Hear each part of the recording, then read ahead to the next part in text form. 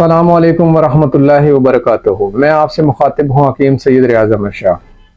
आप थके थके से रहते हैं, जिस्म में मुख्तलिफ दर्दें हैं, कभी बाजू में दर्द, कभी पिंडलियों में दर्द, रात सोते हुए बेचैनी है। तो मैं आपसे एक नुस्खा शेयर कर रहा हूँ। इंशाल्लाह इसके इस्तेमाल से आपकी जो असाबी कमज़ोरी है वो ख़त्म हो जाएगी। आपने लौंग, दारचीनी, जायफल, जलवतरी, होलंजा, अफसातीन और कुश्ता अजराकी आपने एक एक तोला ले लेना है। इनका बारीक पाउडर बना लेना है और 3 पाव शहद इसमें मिक्स कर लेना है। ये एक पेस्ट बन जाएगी। इसके इस्तेमाल से इंशाल्लाह आपकी असाबी कमज़ोरी ख़त्म हो जाएगी। आपके जिस्म में जितनी भी दर्दें हैं वो रफ़ा हो जाएंगी और आप पुरसुकून नींद सोएंगे।